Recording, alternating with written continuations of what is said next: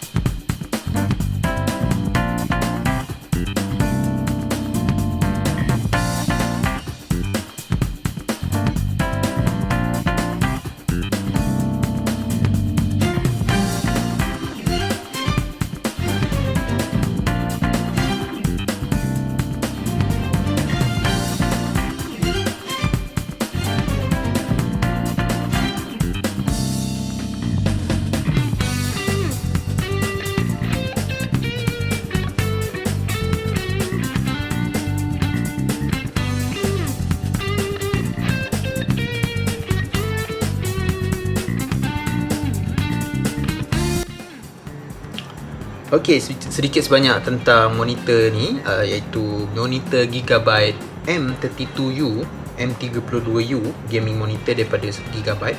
Apa yang aku boleh bagi tahu lah pasal spek monitor ni, dia bersaiz 31.5 inci, iaitu kalau kita genapkan dia sebagai 32 inci lah. IPS panel 144Hz dan beresolusi 4K, iaitu 3840 x 2160, 4K, 4 times daripada 1080p. Jadi kat situ adalah basic spec dia lah. Dari segi response time, dia ada 1 millisecond. Berkenaan dengan brightness nits dia ada 350 nits brightness. Dan display HDR dia cuma HDR 400, HDR 400 lah. Jadi bagi aku monitor ni sebenarnya HDR dia tak berapa padu macam HDR 1000 kat TV dengan HDR 600. So monitor ni kalau korang nak beli hanya kerana sebab HDR nya, jangan. Sebab monitor ni HDR dia tak cukup power. Yang aku boleh share, monitor ni kau pakai SDR pun dah lawa. Itu pun dah mencukupi. Itulah sedikit sebanyak yang aku boleh share.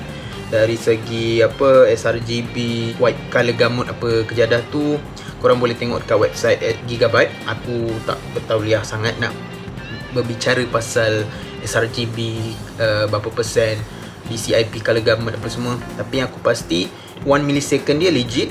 Cuma korang kena adjust kat overdrive. Mungkin balance ataupun faster atau fastest, kat situ dia ada. Tapi kalau korang ambil fastest, mungkin akan ada ghosting ataupun pixel overshoot ke apa korang panggil kan. Dia macam lari, memang kalau kau alih sikit je, dia ada macam benda tu laju. So bagi aku overdrive dia korang better adjust dalam normal ataupun auto je lah.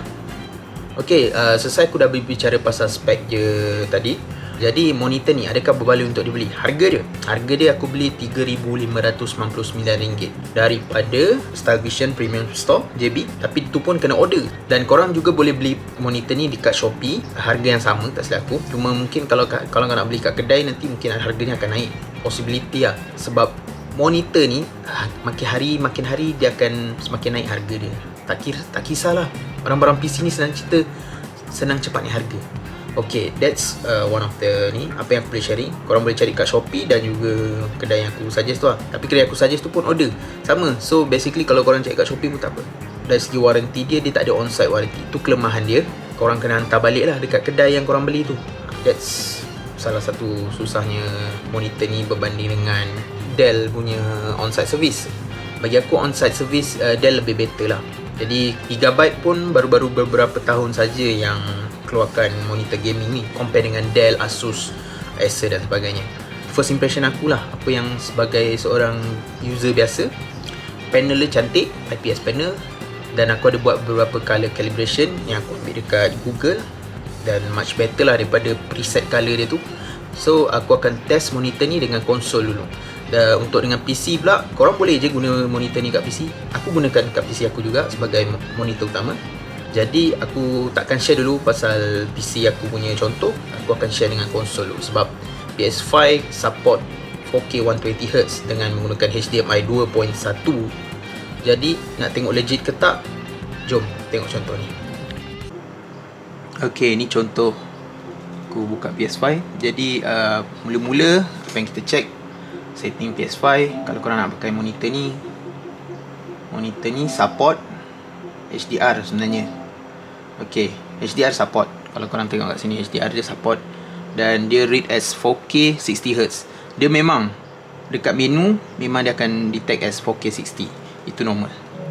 Jadi kalau kita nak tengok legit tak boleh buat 4K 140Hz, aku akan try satu contoh game ni, Tony Hawk.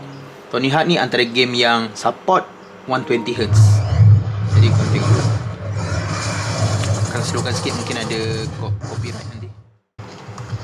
Ok, sekarang ni kita dalam, kalau korang tengok, aku akan fokuskan kat sini OSD dia, setting. Ok, kat sini korang boleh tengok dia ada info, resolution, ni overdrive. Aku ambil balance sebab aku tak nak ada apa ghosting apa semua. Refresh rate 60Hz. So sekarang ni monitor ni output as 4K 60.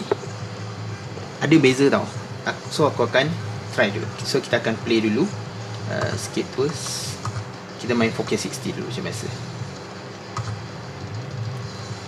Play sikit dulu. Okay, 4K 60 apa, memang sharp. Bagi aku, untuk game-game macam ni dah memadai lah. Kata orang tu, kalau korang pakai monitor 4K 60Hz pun dah berbaloi. 120Hz ni lebih kepada bonus lah, orang nak cakap. Dan bagi aku 140Hz tu tak apa, pendapat aku kemudian nanti aku akan cerita di ujung. So ini adalah 4K 60. 4K 60 pun dah cukup smooth. Okay, jadi aku akan test 4K, bukan 4K lah, bagi aku 120Hz mode. Sebab kat sini dekat option dia, oh dia tak ada display mode. Tak apa, kita akan keluar dulu and run dulu. Ok, sekarang ni option, display option aku adalah fidelity. Fidelity ni adalah 4K 60 lah, 4K 60Hz. Jadi aku akan tukar kepada performance mode.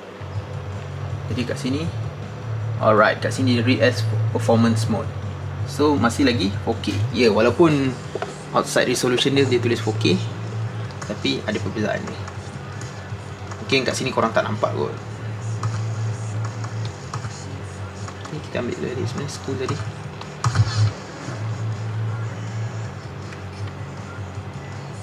Ok, kat sini aku akan tunjuk. Alright, korang tengok ni, legit tulis sini resolution 4K dan refresh rate dia 120Hz. Jadi dari segi apa yang gameplay yang aku main ni lah, memang ada terasa lagi smooth, way better lah daripada 4K 60 tadi.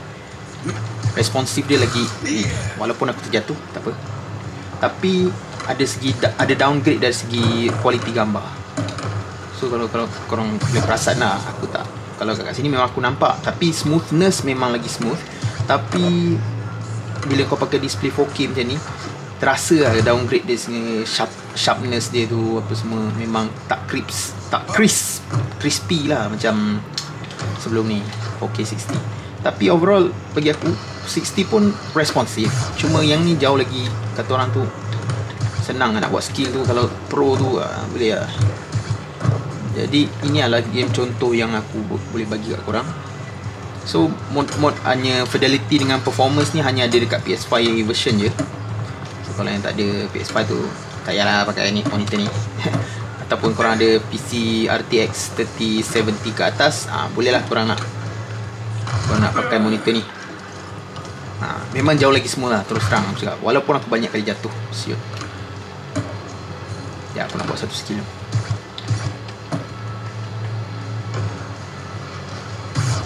Okay, special sikit. Ya. Tapi memang jauh lagi smooth lah. Mungkin korang tengok ni just 60Hz je dekat video yang aku record ni. Overall itu betul. Okay, itu contoh yang aku boleh bagi. Okay, tadi aku dah bagi contoh daripada gameplay daripada monitor ni lah. So okay, aku akan bagi sedikit orang tu look around lah pasal monitor ni. Jadi kat sini dia ada KVYM button dengan joystick tau, button untuk joystick. Jadi kat sini dia ada KVM multitask. Aku tak sure tu untuk apa, tapi kata orang multitasking punya ni lah.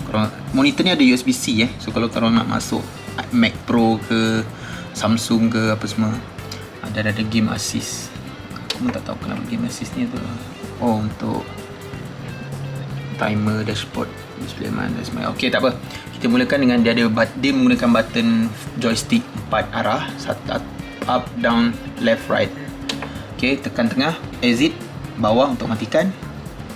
Game assist, setting atas. Okay, untuk setting kat sini dia ada gaming, dalam ni ada aim stabilizer. Aku tak sure kenapa dia off kat sini. Mungkin sebab pakai HDMI kot, tak habis explore lagi. Dia ada super resolution, black equalizer ni aku letak kat 10, normal. Display mode, kemudian overdrive. Ni overdrive setting ni. Overdrive yang kalau korang nak 1 millisecond, ambil lah kepada speed. Kalau aku ambil sama ada smart boleh, balance boleh, picture quality boleh. Tapi picture quality mungkin rendah kot dia punya millisecond. Tapi bagi aku benda tu tak biasa sangat, tak rasa sangat. Kecuali korang-korang kaki e-sport lah, nak main CSGO tu tak kat speed ke apa. Okay, kemudian kita picture ada standard. Aku pakai custom sebab custom aku dah setting brightness contrast aku 60, contrast 55, easy color, sharpness, color temperature, RGB aku 83, 93, 95. Itu aku punya calibration lah. Okay, custom. Okay, itu display. Tadi picture kan, picture quality dia ada.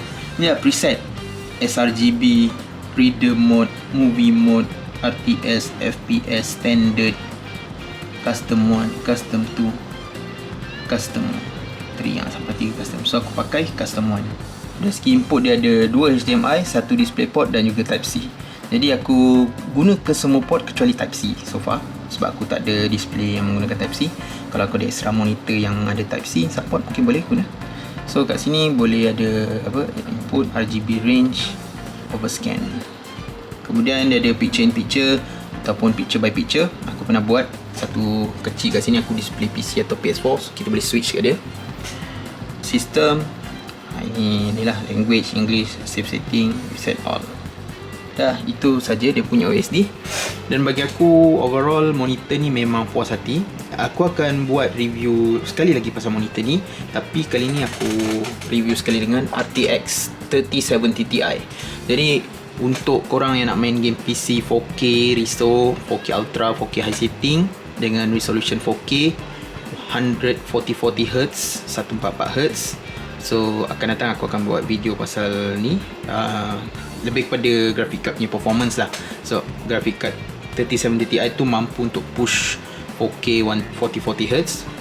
Walaupun ada certain game je yang dapat, tapi bagi aku kalau dah dapat 60 FPS ke atas, ultra setting, high setting dah memadai. Jadi so far itulah aku punya verdict pasal monitor ni. Dengan harga 3,599 memang berbaloi. Aku bukan TV guy lah, sebab kata orang baik beli TV, tapi aku jenis yang memang motor monitor guy. Jadi untuk monitor, bagi aku monitor ni adalah perfect. Dari segi size 4K dah memang sweet spot. Bagi aku 27-28 inci sedikit kecil untuk 4K. 1440p mungkin berbaloi. Itu sajalah bagi aku review aku pasal ni. Jadi kalau korang nak beli, bolehlah cari di Shopee Gigabyte M32U, ataupun korang boleh Roger Style Vision, tanya order lah dengan dorang. Mungkin harga akan naik sikit lagi kot, aku tak pasti. Harga dia tak tetap, sebab kat Shopee pun harga berubah-ubah. Daripada 3,599 ada jadi 3,600 lah, ada itulah, ada inilah. Ataupun kalau korang nak jimat sikit, boleh ambil yang size 28 inci punya Gigabyte M28U. Itu pun murah sikit dalam 2,800 tu. By the way, that's all for today. That's my review. Bagi aku rate monitor ni 9/10 lah. Walaupun kata orang tu, aku baru je lagi dengan monitor gigabyte ni, tak pernah lagi. Dari segi itulah, macam aku cakap, kelemahan dia dari segi on sale service dia, dia tak ada on sale warranty, on sale pula, on site warranty. Dia tak ada warranty on site, dan itu susah lah bagi seorang yang fikir pasal warranty. Aku ambil kat kedai pun sebab dia orang sendiri saja, sebab dia ni tak ada on site warranty. So aku ambil yang dekat-dekat dengan JB je. So puas hati lah, senang cerita, monitor endgame. Cuma aku tak puas hati, aku tak dapat mount pakai ni. Sebab aku punya meja, nampak tu, dia tak ada tempat mount. Dulu aku mount kat sini, at least boleh lagi menggunakan meja ni. So that's all for today. Jangan lupa untuk next review aku akan buat untuk PC punya pula, specialist. Apa-apa jangan lupa like dan juga subscribe. Aku ada giveaway nak bagi speaker. Kalau aku pun tak tahu macam mana nak bagi, tapi apa-apa nanti aku roja. Okay, bye bye. Assalamualaikum warahmatullahi wabarakatuh.